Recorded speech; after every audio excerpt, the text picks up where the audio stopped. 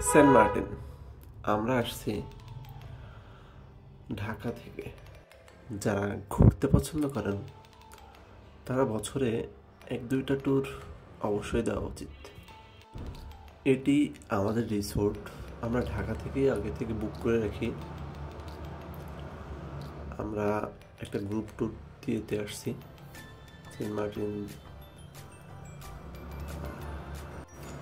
আপনারা দেখলেনই রিসোর্টটার নাম, সীমানা পেরিয়ে।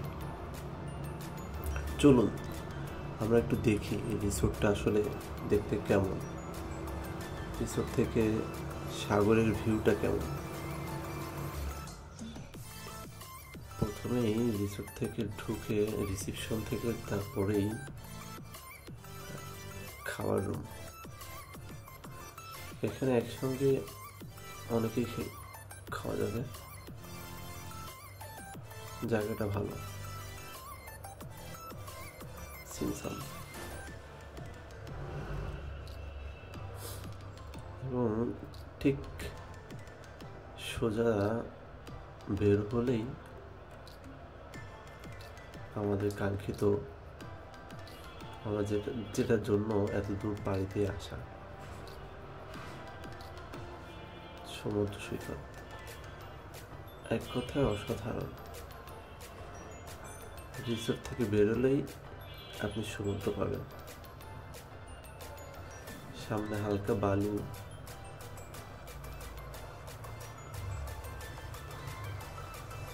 দেখেন অনেক সুন্দর।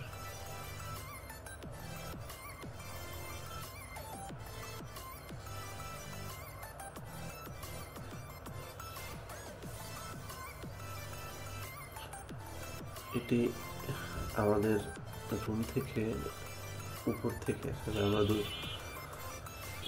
দোতলায় রুম নিয়েছিলাম। উপর থেকে ভিউ, এখানে ব্যাডমিন্টন খেলা যায়।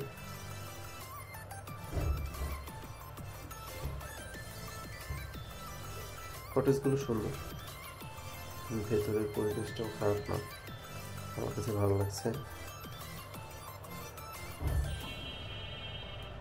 আমাদের টিম মেম্বার,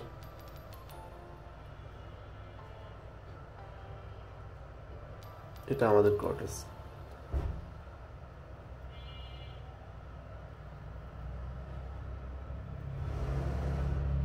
পরিবেশটা একদম গ্রাম্য টাইপের।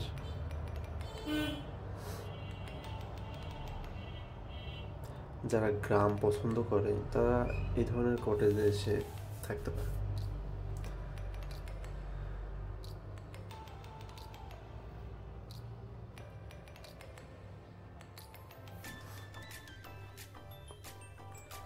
গ্রামীণ পটভূমি যাদের পছন্দ তারা এরকম একটা ফিল পাবে। দেখেন আমরা আসলে আস্তে আস্তে সিঁড়ি বেয়ে উপরে উঠতেছি, সিঁড়িগুলো সুন্দর।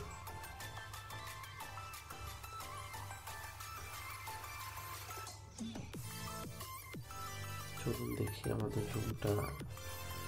রুমের ভেতরটা কেমন। আমাদের টিম মেম্বার বল নিয়ে বের হয়ে গেছে। আমাদের রুমটা অবস্থা না,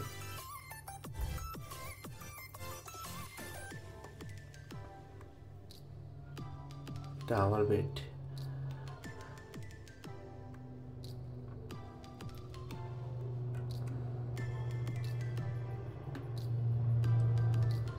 কেমন লাগছে বন্ধুরা?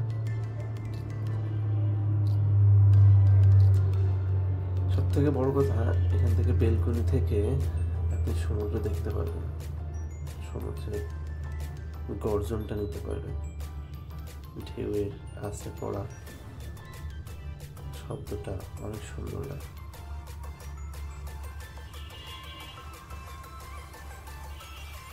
বসে বসে কফি খাবেন, ঢেউয়ের শব্দটাকে ফিল করবেন।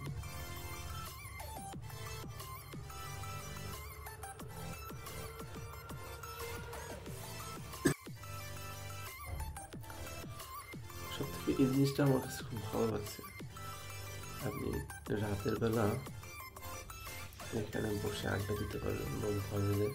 আর সমুদ্র দেখা যাবে। আপনাকে ওই দূরে ওই ছাতার নিচে বসে দেখার দরকার নেই, এখান থেকেই সব কিছু অনুভব করা যাবে।